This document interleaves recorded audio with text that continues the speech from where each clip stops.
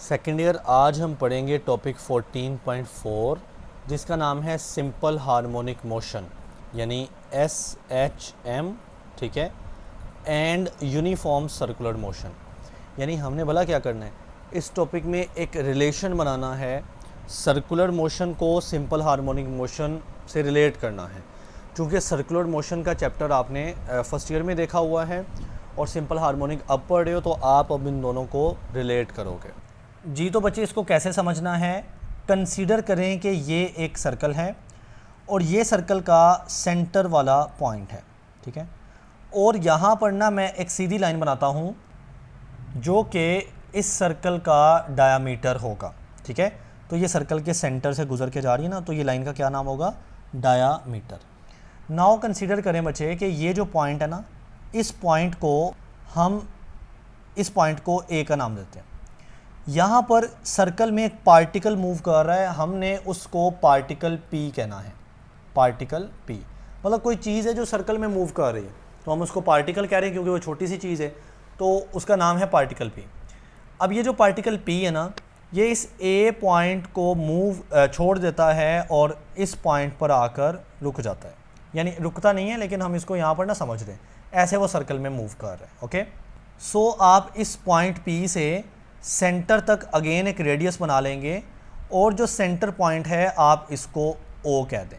Now आप इस point P का इस डायामीटर के ऊपर ना देखें, ये वाला सारा क्या है, ऐसे डायामीटर है। पॉइंट पी का प्रोजेक्शन करें, इसके ऊपर ऐसे सीधा प्रोजेक्शन कहते हैं उसका साया, अक्स। सो पॉइंट पी का प्रोजेक्शन यहाँ पर पड़ेगा बच्चे, आप इसको पॉइंट क्यू कह दें। ये सेंटर यहाँ से रिमूव हो गया, ओ सेंटर है। नाउ प्लीज़ कंसीडर कीजिएगा, अगर ये पॉइंट ऐसे नीचे को आता है, पॉइंट सर्कल में मूव करेगा ना ऐसे, सो अगर ये पॉइंट ऐसे नीचे को आता है ना, तो उसका प्रोजेक्शन राइट साइड पे जाएगा। वो मज़ीद नीचे आ रहा है, इस पॉइंट पर दोनों मिल जाएंगे, पॉइंट पी इधर आएगा, उसका प्रोजेक्शन नज़र ही नहीं आएगा, ठीक है। अब इस तरह से पॉइंट पी ऊपर को ऐसे जितना जाता रहेगा, इसका ये जो प्रोजेक्शन है ये इधर को ऐसे जाता रहेगा।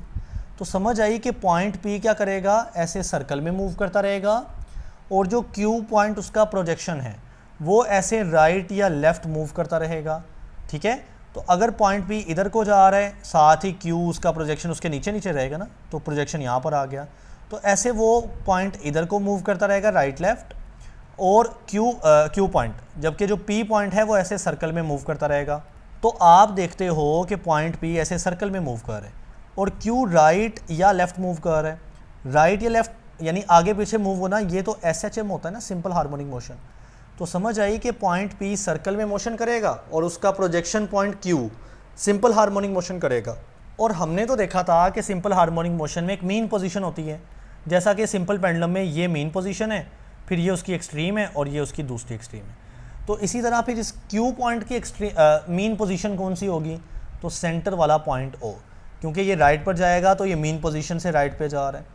ये क्यू पॉइंट लेफ़्ट पे जाएगा तो ये इसी मीन पोजीशन से लेफ़्ट पे जाएगा। ओके, नाउ इसको देखें, आपने इस लाइन से देखना है।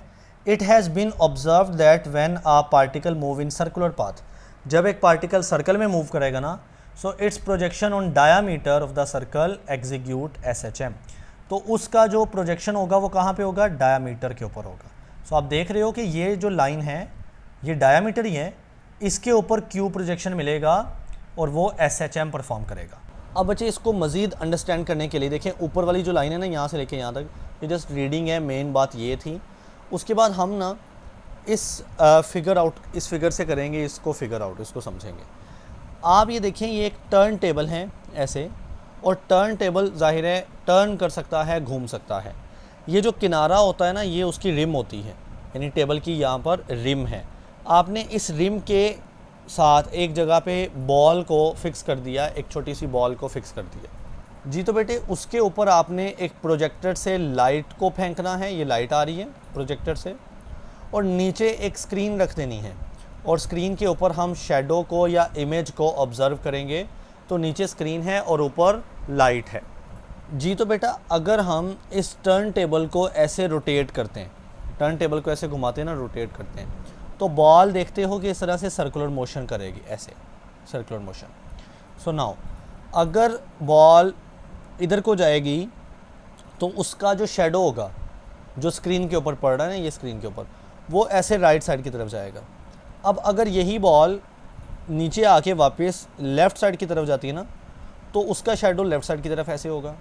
तो आप देख सकते हो बॉल ऐसे सर्कल में मूव कर रही है, बॉल सर्कल में मूव कर रही है और उसका शेडो राइट लेफ़्ट मूव कर रहा है, या जिसको टू एंड फ्रो बोलते हैं, तो वो अपनी मेन पोजीशन से राइट लेफ़्ट कर रहा है। तो समझ आई कि जब बॉल जो है वो सर्कुलर मोशन कर रही है, बॉल क्या कर रही है, सर्कुलर मोशन परफॉर्म कर रही है, जबकि बेटे उसका जो शेडो है वो कर रहा है सिंपल हार्मोनिक मोशन, यानी वो अपनी मेन पोजीशन के टू एंड फ्रो मूव कर रहा है। जी तो बेटे आगे है क्वांटिटेटिव एनालिसिस, ठीक है। अब इसके साथ जो डायग्राम है ना, वो ये वाली या ये वाली नहीं है, ठीक है। अगेन वही बात, शायद ये पीडीएफ में ऐसी डायग्राम है, ये कम्प्लीटली लेबल नहीं है, लेकिन अगले पेज पर ये जो डायग्राम है ना, इससे परफेक्टली समझ आनी है आपको। सो हम अब ये जो क्वांटिटेटिव एनालिसिस को देखेंगे, दिस वन, उसकी जो बात होगी वो अगले पेज पर डायग्राम को साथ समझेंगे। कंसीडर कर लें a motion of particle P. यहाँ पर बेटे कंफ्यूज नहीं होना, यहाँ पर आप समझते हैं कि ये पी पार्टिकल की बात हो रही है, नहीं, ये पॉइंट है पी, जैसा कि ये ए पॉइंट है, लेकिन फिर पार्टिकल पी कौन सा है, इस सर्कल में घूमने वाला कोई पार्टिकल ही होगा ना जो घूम रहा होगा, एक बॉडी होगी, उस बॉडी का नाम भी पी रखा है हमने, ये चीज़ याद रखिएगा, ये पॉइंट पी है, आगे आएगा ये। सो कंसीडर कर लें मोशन किसकी, पार्टिकल पी की, along the circumference of circle, और वो पार्टिकल किधर मूव कर रहा है, सर्कल के ऐसे सर्कमफेरेंस में या बाउंड्री में मूव कर रहा है, ठीक है, रिम भी कह सकते हो, ऑफ रेडियस एक्स नॉट। तो बेटे इसका रेडियस एक्स नॉट होगा, यानी ये जो रेडियस है पूरा, ये वाला यहाँ से यहाँ तक या यहाँ से यहाँ तक सारा, वो होगा एक्स नॉट, ठीक है। रेडियस क्या होगा, एक्स नॉट होगा। आगे मूव करते हैं। So now with uniform angular velocity omega, ज़ाहिर है सर्कल में रोटेशन करनी है, घूमना है, मूव करना है, तो एंगुलर वेलोसिटी होती है ओमेगा। अब कहता है उसकी जो लीनियर वेलोसिटी है ना एट पॉइंट पी, अब ये देखें, अब ये पॉइंट पी की बात कर रहे हैं, यानी इस पॉइंट की, जबकि वो पार्टिकल जो सर्कल में मूव कर रहा है उस पार्टिकल का नाम भी हमने पी ही रख दिया है, ठीक है। तो ये जो पी पॉइंट है ना, इस पर उसकी लीनियर वेलोसिटी वी कितनी होगी, V is equal to R omega, ठीक है। ओमेगा क्या है, उसकी एंगुलर वेलोसिटी, वी जो है उसकी लीनियर वेलोसिटी, आर जो है वो रेडियस है। सो नाउ उसने बोला कि पॉइंट पी के ऊपर जो टेंजेंट की डायरेक्शन में वेलोसिटी होती है ना, जैसा कि ये पॉइंट पी है, यहाँ पर वेलोसिटी लेनी है, तो इस पॉइंट पर हमने ऐसे टेंजेंट बना लिया। लीनियर वेलोसिटी किधर को होती है, सर्कल में किसी भी पॉइंट पर टेंजेंट बनाओ, एक सीधी लाइन, वो वहाँ पे वेलोसिटी होगी। So v equal to R omega, यहाँ पर p छोटा सा लिखा है ना, तो वो पॉइंट p की बात कर रहा है। आगे देखें बच्चे, कहता है let q be the projection, यानी हमने q प्रोजेक्शन बनाई है, which oscillate along the diameter of the circle. देखें आप इस पॉइंट p का q प्रोजेक्शन बनाते हैं और ये सीधी लाइन को हम डायमीटर बोलते हैं, तो ये q प्रोजेक्शन इस डायमीटर के इर्द गिर्द ना राइट और लेफ़्ट ऑसिलेट करता है, ओके, यानी सिंपल हार्मोनिक मोशन करता है about the mean position O, और वो सेंटर वाली पोजीशन O के राइट और लेफ़्ट में मूव करेगा बार बार। When the body is at point P, जब बॉडी पॉइंट P पे होती है ना, तो its projection is at distance x from the mean position. So now हम यहाँ पर इरेज करते हैं, बॉडी जब पॉइंट P के ऊपर है तो उसका जो प्रोजेक्शन Q है ना, ये वाला, वो मेन पोजीशन O से कितने फासले के ऊपर है, नीचे x मेंशन है, तो x इज़ द डिस्टेंस किस किस के दरमियान, मेन पोजीशन O और Q जो कि प्रोजेक्शन पॉइंट है P का। जी तो बच्चे हम साथ साथ इस डायग्राम को एक बार खुद बनाएंगे और बाकी जो चीज़ें हैं वो अपनी बनाई हुई डायग्राम से समझेंगे। कंसीडर कर लें ये एक सर्कल है। अब बच्चे सर्कल का जो सेंटर है उसको क्या नाम दिया था हमने, सेंटर O का नाम दिया था, ठीक है। अब यहाँ पर आप O से यानी एक डायमीटर बनाना है आपने, सो मैं डायमीटर बनाता हूँ सही से। जी तो आप देखें ये मैंने एक अच्छा सा डायमीटर बना लिया। ये पॉइंट कौन सा है, यहाँ पर O पॉइंट है जिसको हम सर्कल का सेंटर कह रहे हैं। ऑलराइट, नाउ ये जो पॉइंट है यहाँ पर, इसका नाम हमने क्या रखा हुआ है, पॉइंट A रखा हुआ है, ठीक है। और फिर तकरीबन यहाँ पर पॉइंट हम P पॉइंट कह रहे हैं। और ये जो बॉडी है जो इस सर्कल में मूव कर रही है उसका नाम भी क्या है, पार्टिकल P, यानी वो एक पार्टिकल है P। अब बेटा मैं इस P का भी यहाँ से क्या बना लेता हूँ, एक रेडियस बना लेता हूँ। और याद है हमने रेडियस को किसके बराबर रखा हुआ है, x0 के बराबर रखा हुआ है। अब आप इस पॉइंट P का एक नीचे की तरफ प्रोजेक्शन बना लें इस तरह से, ठीक है। तो मुझे पता है मैंने पॉइंट P ऊपर ले लिया ज़्यादा, लेकिन इसका कोई मसला नहीं होता, बिल्कुल ठीक है। सो पॉइंट P का यहाँ पर जब आप प्रोजेक्शन लगाएंगे इस पॉइंट पर, तो बेटे उस पॉइंट को क्या नाम दोगे, Q पॉइंट नाम दोगे, ठीक है। अब इन दोनों के दरमियान यानी सेंटर पोजीशन O, जिसको मेन पोजीशन भी बोलेंगे, इसके और Q के दरमियान के डिस्टेंस को हम नाम देते हैं x डिस्टेंस का, ठीक है। ये डिस्टेंस कितना है, x है। अब बच्चे आप देख सकते हो कि ये ट्रायंगल बन रही है, और वो भी राइट एंगल ट्रायंगल। एक ये वाली साइड है, इस साइड का काम होगा एज अ हाइपोटेनियस, सॉरी, ये हाइपोटेनियस की साइड होगी। ये साइड बनेगी परपेंडिकुलर, ये साइड कौन सी बनेगी, परपेंडिकुलर। और ये साइड बनेगी बेस की साइड, ठीक है। मैं इसको रेज करूँगा, लेकिन मैं एक बार बता रहा हूँ कि ये हाइपोटेनियस, परपेंडिकुलर और बेस की साइड बनेगी, क्योंकि ये एक राइट एंगल ट्रायंगल है जी। तो बेटा अब आपने क्या करना है, गौर से सुने, आपने यहाँ पर ना कोस थीटा का फार्मूला अप्लाई करना है। इस ट्रायंगल में कोस थीटा का फार्मूला अप्लाई करना है। कोस थीटा का फार्मूला क्या होता है, बेस ओवर हाइपोटेनियस। ये कोस थीटा का फार्मूला याद करना पड़ेगा, छोटी क्लासेस में ट्रिक भी बताई जाती है आपको। So cos theta equal to base over hypotenuse. Now बेटे इस डायग्राम में मैंने आपको बेस क्या बताई है, O से लेकर Q तक हमारी बेस बन रही है, ठीक है। सो बेस की जगह मैं लिख सकता हूँ ये पहले O लिखना है, O2Q, ओके। O से Q क्या है, बेस है, डिवाइड बाय हाइपोटेनियस। हाइपोटेनियस बचे यहाँ पर ये बन रहा है O से लेकर P तक। सो O से लेकर P तक मेरा हाइपो है, O से लेकर P तक, ठीक। अब आगे मूव करते हैं, O से Q, ये रहा O से Q और इसका नाम है X, राइट। सो O से Q की जगह मैं X पुट कर देता हूँ, डिवाइडेड बाय O से P। तो बेटे देखें O से P रेडियस है, जिसको हमने x0 का नाम दिया था, तो ये x0 है। अब ये है हमारे पास आ गया कोस थीटा, ठीक है। नाउ बेटा देखें, ये जो x0 है ये इधर डिवाइड हो रहा है ना, तो इधर आके क्या हो जाएगा, मल्टीप्लाई हो जाएगा। सो ये बन जाएगा कोस थीटा, इधर पहले मौजूद है, x0 इधर आके मल्टीप्लाई हो गया, तो उस साइड पर क्या बच जाएगा, x बच जाएगा, यानी x is equal to x0 cos theta. अब बचे x क्या है, x का नाम है इंस्टेंटेनियस डिस्प्लेसमेंट, इंस्टेंटेनियस डिस्प्लेसमेंट, ठीक है। देखें ये एक तरह का डिस्टेंस है ना x, और इंस्टेंटेनियस यानी किसी भी लम्हे हमने काउंट कर लिया है। यहाँ पर इतना है, अगर मैं इस पॉइंट को ऐसे नीचे बनाता तो ये डिस्टेंस ज़्यादा होता है इस पॉइंट तक, ठीक है, ज़्यादा डिस्टेंस। तो ये किसी एक पॉइंट का है, किसी एक लम्हे का है, जिसको हम बोलते हैं इंस्टेंटेनियस जी। तो बेटे आपने फर्स्ट ईयर में जब ये सर्कुलर मोशन पढ़ी थी ना, तो वहाँ पे आपने पढ़ा था कि थीटा बराबर होता है ओमेगा टी के, यानी ओमेगा इंटू टी के, ठीक है। ये फार्मूला आपको याद करवाया होगा आपके टीचर्स ने, थीटा बराबर होता है ओमेगा टी के। अब आपने क्या करना है, इस थीटा की जगह इस थीटा की वैल्यू यानी ओमेगा टी पुट कर देनी है।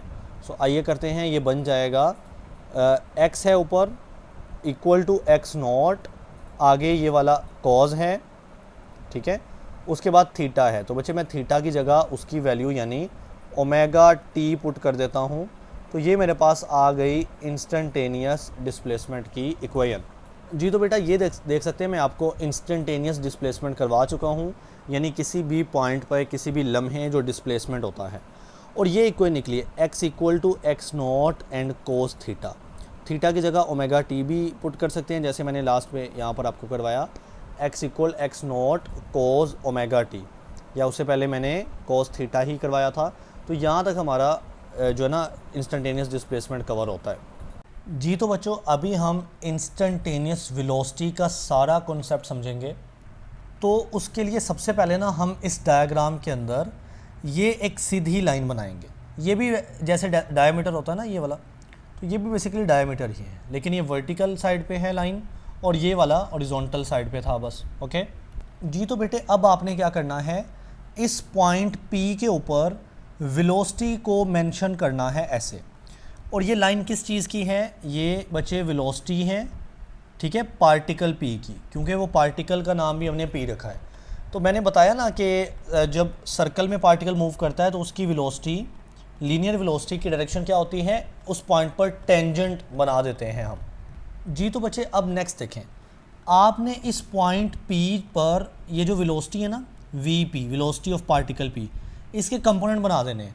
ये बनेगा, सॉरी यहाँ पर ये वाला बनेगा हॉरिजॉन्टल कंपोनेंट, और बेटे यहाँ से लेकर यहाँ तक बनेगा उस वेलोसिटी का वर्टिकल कंपोनेंट। ओके, अब मैं इनके नाम रखता हूँ। देखिए वी पी का ये जो हॉरिजॉन्टल है इसका नाम होगा वी पी एक्स, ठीक है, वी पी का हॉरिजॉन्टल कंपोनेंट, और वर्टिकल का क्या नाम होगा, वी पी और वाई, ये वी पी का वर्टिकल कंपोनेंट होगा।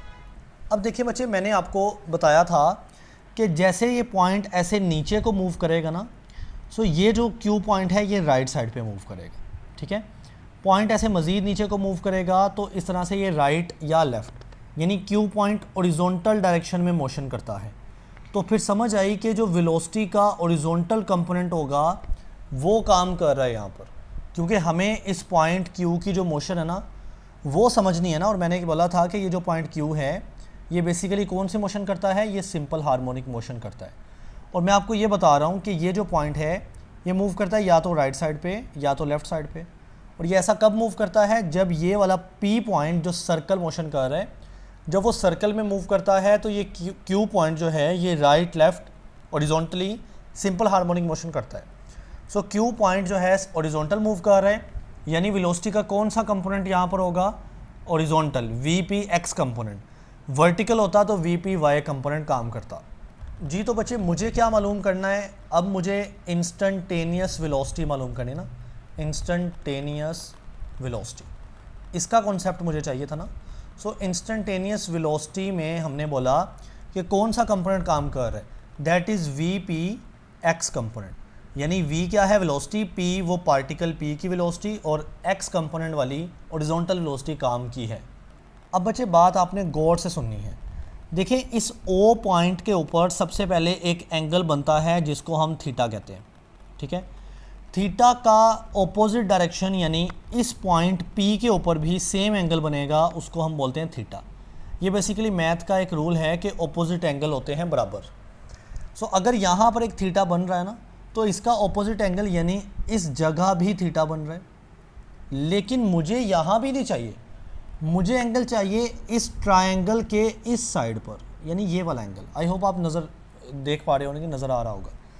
सो बच्चे आप देखें गौर से, इन दोनों के दरमियान ये टेंजेंट की लाइन है, ठीक है, और ये हमारे पास क्या रेडियस, ये आपस में ऐसे ना परपेंडिकुलर होते हैं, ठीक है। ऐसा करता हूँ मैं साथ में ना बनाता हूँ। देखिए ये जो टेंजेंट है इसको मैं साथ में ऐसे बाहर निकाल लेता हूँ, ये टेंजेंट है, ठीक। और ये हमारे पास क्या है, रेडियस की लाइन है, मैं इसको भी ऐसे बाहर निकाल लेता हूँ, ये रेडियस की लाइन है, ठीक है, ये रेडियस की लाइन। नाउ दरमियान में इस तरह से एक लाइन आ रही है ऐसे, ये वाली लाइन, ठीक है, जो हॉरिजॉन्टल कंपोनेंट है। अब आगे सुने, मुझे एंगल चाहिए, मेरे पास एंगल है, ये पी पॉइंट है ना, मेरे पास एंगल है इन दोनों पॉइंट के दरमियान थीटा, और मुझे किधर चाहिए, मुझे ये वाला एंगल चाहिए। अब ये कैसे है, देखिए बेटा टोटल एंगल, ये दो लाइन हैं आपस में परपेंडिकुलर, ठीक है, तो इनके दरमियान एंगल है 90 डिग्री क्योंकि परपेंडिकुलर है। सो अगर मुझे ये एंगल चाहिए ना इन दोनों के दरमियान, तो वो टोटल 90 में से थीटा को माइनस करके आ सकता है, यानी कहने का मकसद है ये एंगल आपको चाहिए and that is 90 minus theta, ठीक है। सो अगर आप वी पी यानी वेलोसिटी का जो वेक्टर है वो देखें और वेलोसिटी का जो एक्स कंपोनेंट है, इनके दरमियान एंगल ये वाला चेक करें। सो बेटा वो एंगल कितना है, 90 माइनस थीटा का एंगल है। अब मुझे ये एंगल क्यों चाहिए था, क्योंकि मैंने ना यहाँ पर वी पी का एक्स कंपोनेंट सॉल्व करना है। तो जब आप एक्स कंपोनेंट ओपन करते हो तो ये बन जाएगा वी पी कोस थीटा। तो यहाँ पर मैं थीटा नहीं लिखूँगा क्योंकि मुझे ये एंगल मेरे पास कितना आ रहा है, 90 माइनस थीटा, ठीक है ना, क्योंकि मुझे एंगल लेना है इस वी पी और उसके एक्स कंपोनेंट के दरमियान, ये दरमियान वाला, और वो थीटा है ही नहीं, वो है 90 माइनस थीटा, इसलिए मैंने पहले आपको वो लेना सिखाया। नाउ बेटा ये हमारे पास जो आ रहा है ना कोस 90 माइनस थीटा, ये मैथमेटिकली साबित शुदा बात है कि कोस 90 माइनस थीटा जो होता है वो बराबर होता है साइन थीटा के, ये मैथमेटिकली साबित है, ठीक है। सो मैं इस कोज 90 माइनस थीटा की जगह क्या लिख सकता हूँ, साइन थीटा। सो ये इक्वेशन बन जाएगी वीपी का एक्स कंपोनेंट इक्वल टू, इधर भी वीपी है, और कोज 90 माइनस थीटा की जगह मैं साइन थीटा लिख सकता हूँ। सो ये बन गया VP X equal to VP sine theta. अब देखिए बच्चे, ये जो वीपी है ना, यहाँ पर वेलोसिटी वी, पी पार्टिकल की वेलोसिटी। तो बेटे ये जो वीपी है, ये वी बराबर होती है ना आर ओमेगा के, ये हमने रिलेशन पढ़ा है ना, वी लीनियर वेलोसिटी होते हैं, ओमेगा एंगुलर वेलोसिटी होती है, आर रेडियस होता है। तो मैं आर की जगह यहाँ एक्स नॉट लिखूँगा, क्योंकि हमारे इस डायग्राम के अंदर ना हमने इस रेडियस को क्या बोला हुआ है, एक्स नॉट बोला हुआ है। तो रेडियस की जगह मैं आर नहीं लिखूंगा, मैं उसकी जगह एक्स नॉट लिख देता हूँ, और साथ में ओमेगा है, यानी वी पी बराबर आ गया एक्स नॉट ओमेगा के। सो इस वी पी की जगह लिख दें एक्स नॉट एंड ओमेगा, ठीक है। ये आ गया वी पी का एक्स वाला कंपोनेंट, ठीक है, और साथ में क्या है, साइन थीटा है। तो ये हमारे पास एक रिलेशन निकल आया।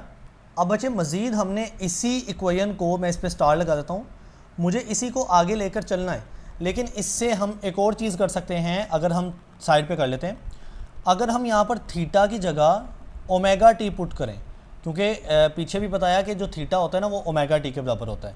तो बेटा ये रिलेशन यहाँ पे लिख लेते हैं, क्या बन जाएगा, वी पी का एक्स कंपोनेंट बराबर होगा X not then omega and then sine theta की जगह ये आ जाएगा ओमेगा टी, ठीक है, साइन ओमेगा टी। तो ये हमारे पास वी पी का एक्स कंपोनेंट निकल आया ओमेगा टी के हिसाब से। इससे आगे नहीं चलना, आप इससे आगे चलेंगे जी। तो बेटा अब एक और मैथमेटिकल रिलेशन है कि cos square theta plus sign square theta बराबर होते हैं 1 के। बच्चे ये रिलेशन बिल्कुल प्रूव्ड है, मैथ वाले बच्चे तो इसको पढ़ते हैं और बायो वाले इसको प्रूव कर सकते हैं थीटा की कोई भी वैल्यू सपोज करके। ओके, सो नाउ हमने ये जो स्टार वाली इक्वेशन में देखना है, सॉल्व करना है, इसमें जो साइन थीटा है ना, लिहाजा मैथमेटिकल रिलेशन में आप साइन थीटा को निकालते हैं किस तरह से, कोस स्क्वायर थीटा इस साइड पर पॉजिटिव है, उधर जाके नेगेटिव हो जाएगा, तो ये बन जाएगा साइन स्क्वायर थीटा, और इस साइड पर है 1, कोस स्क्वायर थीटा इधर आके माइनस में नेगेटिव में हो जाएगा cos square theta. Okay, so now बच्चे ये है साइन स्क्वायर थीटा, ठीक है, equal to 1 minus cos square theta आ गया ना। अच्छा, इस टाइम में मैंने कुछ नहीं किया। अब आपने क्या करना है, दोनों तरफ स्क्वायर रूट लेना है, इधर भी और इधर भी आप अंडर रूट ले लें, स्क्वायर रूट ले लें। सो ये स्क्वायर और ये रूट कैंसिल हो जाएगा, तो पीछे सिर्फ साइन थीटा बच जाएगा, और इस तरफ क्या है, under root of 1 minus cos square theta. So now मेरे पास ये साइन थीटा की वैल्यू निकल आई, जो कि मैं कहाँ पे यूज़ करने लगा हूँ, मैं इस स्टार वाली इक्वेशन में इस साइन थीटा की जगह पुट कर देता हूँ जी। तो बेटा देखें, स्टार वाली इक्वेशन लिखते हैं वी पी एक्स कंपोनेंट, ठीक है, बराबर है एक्स नॉट एंड ओमेगा, यहाँ पर देख सकते हो एक्स नॉट ओमेगा। उसके बाद ये जो साइन थीटा है ये मैं नहीं लिखने वाला, क्यों नहीं लिखने वाला, क्योंकि साइन थीटा की वैल्यू लिख देता हूँ, that is under root 1 minus cos square theta जी। तो बेटा अब मैं आपको दोबारा से इंस्टेंटेनियस डिस्प्लेसमेंट के ऊपर लेके जाऊंगा, और इसमें ये जो इक्वेशन पड़ी है x equal to x not cos theta, इसको दोबारा लिखते हैं जी। तो यहाँ पर ना पहले इस इक्वेशन को बॉक्स कर लेते हैं, और अब वो इक्वेशन लिखते हैं दूसरी वाली जो इंस्टेंटेनियस डिस्प्लेसमेंट की इक्वेशन है, x equal to x not, आगे क्या है, कोस थीटा, ठीक है, कोस थीटा। अब देखें ना, मुझे यहाँ पर कोस थीटा मिल रहा है, बेसिकली कोस स्क्वायर थीटा, तो मैं उसको रिप्लेस करना चाह रहा हूँ। सो अब अगर कोस थीटा की वैल्यू चाहिए तो एक्स नॉट साथ मल्टीप्लाई हो रहा है, इधर आके डिवाइड कर देना। सो बेटे ये बन जाएगा x by x naught, x over, देखिए एक्स नॉट इधर आके डिवाइड हो जाएगा, तो पीछे हमारे पास क्या बच जाएगा, कोस थीटा बच जाएगा। ऑल राइट, लेकिन बच्चे आप देखें मेरे पास इस इक्वेशन में ना कोस स्क्वायर थीटा है, तो मुझे इस वैल्यू का स्क्वायर लेना पड़ेगा, लिहाजा जब मैं इसका स्क्वायर करूँगा तो मुझे दूसरी साइड पर भी स्क्वायर करना पड़ेगा ना, बैलेंस करने के लिए। सो ये क्या बन जाएगा, x का स्क्वायर, यानी x का स्क्वायर ऐसे लिखा जाएगा, डिवाइडेड बाय एक्स नॉट का स्क्वायर लिखा जाएगा, इक्वल के इस तरफ लिखा जाएगा cos square theta. All right, सो नाउ हम इस इक्वेशन को ऐसे हाईलाइट कर लेते हैं, और इसको आप अब इस ऊपर वाली इक्वेशन में पुट करें यहाँ पर। ठीक है। सो आइए हम इसको पुट कर लेते हैं। तो बेटे सबसे पहले मेरे पास है वी पी एक्स, तो ये रहा वी पी एक्स, सही। इक्वल के इस तरफ क्या है, एक्स नॉट ओमेगा है ये वाला, फिर अंडर रूट है, उसके नीचे अंडर रूट के नीचे पहले 1 फिर माइनस और फिर है कोस स्क्वायर थीटा। तो कोस स्क्वायर थीटा की जगह ये वैल्यू पुट कर दें, that is x square over x naught का स्क्वायर। अब बेटा मैं इसके इस अंडर रूट के नीचे ये जो वैल्यू आ रही है ना, इसका मैं एलसीएम करता हूँ, वो भी साइड पे, ताकि हम साइड पे करके यहाँ पे पुट करें। सो मेरे पास है यहाँ पर 1 minus x square over x naught का स्क्वायर, ये वैल्यू ना इसका एलसीएम करना है। इस 1 के नीचे 1 है ना, जब कुछ भी नहीं है, तो एलसीएम अब कैसे आएगा, आप क्रॉस मल्टीप्लाई करेंगे। इस नीचे वाले को ऊपर वाले 1 से मल्टीप्लाई करना, तो एक्स नॉट का स्क्वायर ही आ जाएगा, दरमियान में ये माइनस है, और ये 1 को एक्स स्क्वायर से मल्टीप्लाई करेंगे तो एक्स स्क्वायर आएगा। हाँ, नीचे को वाले को एलसीएम करते हुए आपस में मल्टीप्लाई करते ना, सो एक्स स्क्वायर को 1 से मल्टीप्लाई किया तो ये आ गया एक्स नॉट का स्क्वायर। तो ये हमारे पास बन गया अंडर रूट के नीचे। नाउ ये वैल्यू है v p of x equal to x naught omega, ठीक। उसके बाद है अंडर रूट, देन 1 माइनस इसका तो मैं कर चुका हूँ एलसीएम, और ये वैल्यू है निकल आई एक्स नॉट का स्क्वायर माइनस एक्स का square divided by again x naught का स्क्वायर। अब बेटा मैं इसको ना इस फ्रैक्शन को अलग करने लगा हूँ, देखें ज़रा, ये निकल रहा है v p of x equal to, ये है बेटे x naught into omega, x naught into omega. अब ये जो है अंडर रूट, मैं इसको यूँ लिख सकता हूँ, ऊपर वाली जो वैल्यू है ना एक्स नॉट का स्क्वायर माइनस एक्स का स्क्वायर, उसके ऊपर अंडर रूट, ये वैसे रहेगा। और जो नीचे वाली वैल्यू है ना एक्स नॉट का स्क्वायर, इसके ऊपर भी तो अंडर रूट है, लेकिन मैं 1 लिख के उसके ऊपर अंडर रूट लिख सकता हूँ। सेम ही बात है, क्योंकि अगर 1 इस ऊपर वाली से मल्टीप्लाई होगा तो यही वैल्यू रहेगी, चेंज नहीं किया। और ये एक्स नॉट का स्क्वायर तो ऊपर भी नीचे फ्रैक्शन के नीचे है, सो हमने कुछ भी चेंज नहीं किया, जस्ट उसका लिखने का थोड़ा तरीका चेंज कर दिया। अब आप देखते हो कि यहाँ पे सबसे पहले है एक्स नॉट इंटू ओमेगा, ये वाला, और इसका अंडर रूट कर लेते हैं। बच्चे 1 के ऊपर अंडर रूट हो तो कितना आता है, 1 ही तो रहता है, सो 1 ही है, डिवाइडेड बाय ये एक्स नॉट का स्क्वायर है, और ये अंडर रूट से कैंसिल हो जाएगा, तो पीछे सिर्फ एक्स नॉट बच जाएगा ये ब्रैकेट के अंदर, और फिर साथ में है यहाँ पर अंडर रूट एक्स नॉट का स्क्वायर माइनस एक्स का स्क्वायर। नाउ बेटे यहाँ पर ना कटिंग करते हैं, x naught cancel with x naught, तो पीछे क्या बचा, omega into 1, so you know omega ही रहेगा, और अंडर रूट है एक्स नॉट का स्क्वायर माइनस एक्स का स्क्वायर। तो ये हमारे पास आ गया वी पी, उसका एक्स कंपोनेंट निकल रहा है। अब बच्चे जब मैंने आपको ये सिस्टम पढ़ाया था ना मैथ स्प्रिंग वाला, तो उसमें ओमेगा की एक वैल्यू निकली थी, ओमेगा बराबर होता है अंडर रूट के ओवर एम। सो यहाँ पर लिख लेते हैं कि ओमेगा बराबर होता है अंडर रूट के ओवर एम, ऑलराइट। सो मैं इस ओमेगा की जगह अंडर रूट के ओवर एम यूज़ करता हूँ अब। सो देखिए ये ओमेगा लिखा हुआ है, तो इसकी जगह हम लिख देते हैं अंडर रूट के ओवर एम, ठीक। और साथ में है अंडर रूट एक्स नॉट का स्क्वायर माइनस एक्स का स्क्वायर, और ये है v P, velocity of particle P along x, ठीक है। नाउ बेटे मुझे ना इस अंडर रूट को कॉमन कर लेना है, क्योंकि ऐसा मैं कर सकता हूँ।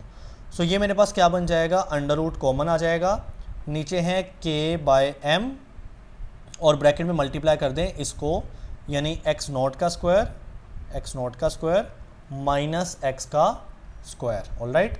अब मैं यहाँ पर ना वी पी एक्स लिख रहा हूँ, यानी शुरू से मैं ये लिखता आ रहा हूँ कि वेलोसिटी है पार्टिकल पी की एक्स एक्सिस के अलोंग। तो बेटे देखिए ये एक्स एक्सिस के अलोंग ही हो रही थी। अगर मैं आपको ऊपर दिखाऊँ ना, तो मैंने बात की थी कि ये पार्टिकल जो है उसकी जो प्रोजेक्शन है ना क्यू, ये ऐसे ओरिजोनटली ही मूव करता है सिंपल हार्मोनिक मोशन करते हुए। सो फिर वेलोसिटी पी का एक्स कंपोनेंट ही काम कर रहा है, वाई कंपोनेंट तो वैसे ही काम का नहीं है। तो फिर हम यहाँ पर अब एक्स जो लेकर आ रहे हैं ना, अब उसको सिंपल वी वेलोसिटी लिख देंगे, या कोई बच्चा वी पी लिख दे ना पार्टिकल की वेलोसिटी, तो वो भी ठीक है। तो हम वी ही लिख देंगे क्योंकि उसका काम का ही एक्स कंपोनेंट है। अब ये मेरे पास ना एक इक्वेशन बन गई है जो कि ऑलमोस्ट फाइनल है। अब ऑलमोस्ट मैंने क्यों बोला, क्योंकि बेटा इस फार्मूले के अंदर ना दो हमारे पास डिस्टेंस आ रहे हैं। एक्स नोट होता है मैक्सिमम डिस्टेंस या रेडियस यहाँ पर बनता है, और x हमने बोला था इंस्टेंटेनियस डिस्टेंस या डिस्प्लेसमेंट। अगर बच्चे बॉडी ना अपनी मेन पोजीशन पे हो, लेट्स सपोज मैं पेंडुलम के केस से समझा देता हूँ कि ये एक पेंडुलम है ना, बॉडी मेन पोजीशन पे खड़ी है, तो बच्चे उसका कोई डिस्टेंस डिस्प्लेसमेंट नहीं है, वो ज़ीरो पे खड़ी है। लेकिन अगर बॉडी यहाँ पर कहीं और पोजीशन पे हो तो मेन पोजीशन से डिस्प्लेसमेंट x बन जाता है। तो चूंकि इस फार्मूले में x आ रहा है, इट मीन ये एक जनरल फार्मूला है। तो अगर मैं इसको खास करूँ, स्पेसिफिक करूँ एट मीन पोजीशन, यानी मीन पोजीशन के लिए मैं अगर इसको स्पेसिफिक कर दूँ ना, सो क्या लिखा मैंने, एट मीन पोजीशन, उस पर x क्या हो जाता है, 0 हो जाता है, इंस्टेंटेनियस वैल्यू डिस्प्लेसमेंट की। सो ये वेलोसिटी का फार्मूला क्या बन जाएगा। अच्छा, ऐसी वेलोसिटी चले बाद में बताता हूँ, आप लिख लें पहले, अंडर रूट लिखा हुआ है k/m, ठीक है। उसके बाद x नॉट का स्क्वायर रहेगा, तो ब्रैकेट लगाने की ज़रूरत नहीं है, x नॉट का स्क्वायर रहेगा, x नॉट का स्क्वायर, और साथ में माइनस का x स्क्वायर है ना, x की जगह 0 पुट कर दी मैंने, तो जब मैं x की जगह 0 पुट करता हूँ तो 0 का स्क्वायर 0 हो जाता है, और माइनस कर दें 0 को तो कोई फ़र्क नहीं पड़ेगा। अब ये जो वेलोसिटी होती है ना, ये मैक्सिमम वेलोसिटी होती है, तो मैं इसके साथ मैक्स लिख देता हूँ। क्यों मैक्सिमम है, क्योंकि इसमें जनरल वैल्यू वाली x कैंसिल हो गया, 0 हो गया, तो बाकी बच गई maximum velocity. Now you can see कि ये जो अंडर रूट है ना, ये ओवरऑल के ऊपर है, तो सिर्फ x नॉट का जो स्क्वायर है वो अपने ऊपर का अंडर रूट काट देगा, तो पीछे क्या बच जाएगा, अंडर रूट रहेगा k/m के ऊपर, k/m के ऊपर, और x नॉट जो है वो अंडर रूट के बाहर आ जाएगा अब, और ये हमारे पास आ जाएगी वेलोसिटी कौन सी वाली, मैक्सिमम वाली। तो बेटे ये हमारे पास इंस्टेंटेनियस वेलोसिटीज हल हो गई है। गौर से इसका फार्मूला देख लें, v maximum equal to under root of k/m into x naught. जी यहाँ पर आपको मिलेगा v maximum equal to under root of k/m into x naught. अब हम मूव करते हैं इंस्टेंटेनियस एक्सेलरेशन के ऊपर। जी तो बच्चे अभी मुझे ना इंस्टेंटेनियस एक्सेलरेशन निकालना है, आइए इसको भी अच्छे से समझ लेते हैं। देखिए ये जो पॉइंट P का एक्सेलरेशन होगा ना, जिसको हम AP लिखेंगे, acceleration of particle P, sorry point P नहीं है, पार्टिकल है बेसिकली P। हम इस पॉइंट P पर ही देख लेते हैं, पार्टिकल P का एक्सेलरेशन AP।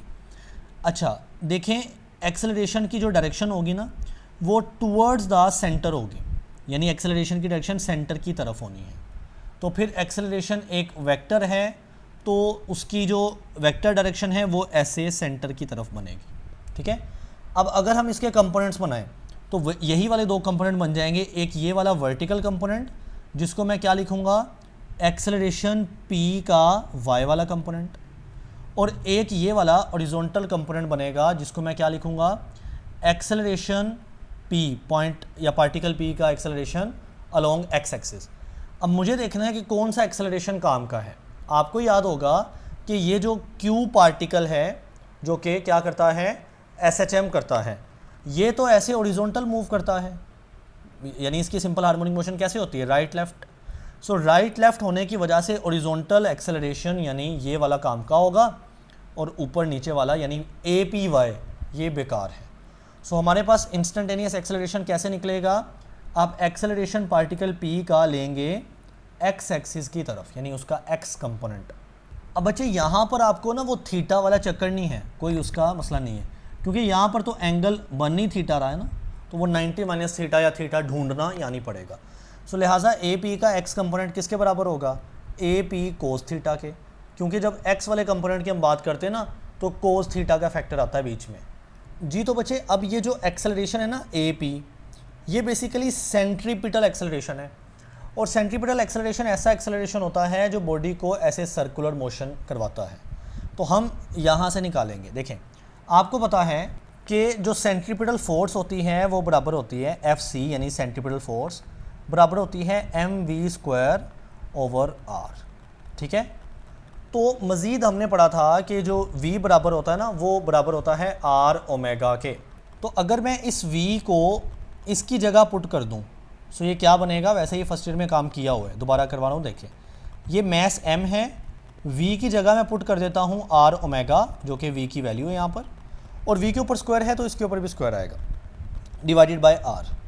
तो ये है बच्चे m, r के ऊपर स्क्वायर है तो r स्क्वायर, ओमेगा के ऊपर भी स्क्वायर है तो ओमेगा स्क्वायर, और नीचे एक r है। अब यूँ नो कि जो r है वो इस स्क्वायर में से एक आर को कैंसिल कर, यानी स्क्वायर को काट देगा। तो पीछे बच जाएगा एम, आर बच गया और साथ में ओमेगा स्क्वायर बच गया। ये निकल आई फोर्स, सेंट्रीपिटल फोर्स। नाउ आपको पता है कि जो फोर्स का फार्मूला होता है ना न्यूटन के सेकंड लॉ के मुताबिक, वो बराबर होता है F = ma। तो अब ज़रा कंपेयर करते हैं हम दोनों को, जैसा फर्स्ट ईयर में किया था। देखिए बेटे, मैं इस साइड पे देखता हूँ ये एक फोर्स है, यहाँ भी फोर्स है। उसके बाद देखता हूँ ये एक मैस है, यहाँ भी मैस है। फिर इसका मतलब कि ये जो एक्सेलरेशन है ना, ये इस आर ओमेगा स्क्वायर के बराबर है। सो एक्सेलरेशन बराबर है आर ओमेगा स्क्वायर के। नाउ बेटा, ये जो आर है ये आपको पता है रेडियस है, और हमारे इस डायग्राम में, हमारे इस केस में हमने एक्स नॉट को रेडियस बोला है। सो हम आर की जगह एक्स नॉट लिखते हैं, और ये एक्सेलरेशन है और ये ओमेगा स्क्वायर है। अब चूंकि हम इस सर्कल में जो पार्टिकल को मूव करवा रहे हैं, हमने उसको पी का नाम दिया है। सो मैं यहाँ पे लिखता हूँ एक्सेलरेशन ऑफ पार्टिकल पी। तो एक्सेलरेशन पार्टिकल पी का किसके इक्वल आ गया? एक्स नॉट ओमेगा स्क्वायर के। सो बेटे देखें, अब ये है ए पी, तो ए पी की वैल्यू मैं निकाल चुका हूँ, एक्स नॉट ओमेगा स्क्वायर है। सो नाउ आप यहाँ पर पुट करेंगे x naught omega square A P की जगह, और साथ में क्या है? कोस थीटा का फैक्टर है जी। तो बच्चे एक इम्पॉर्टेंट चीज़, आप यहाँ पर ना खुद से नेगेटिव लगा देंगे। ऐसा क्यों लगाएंगे?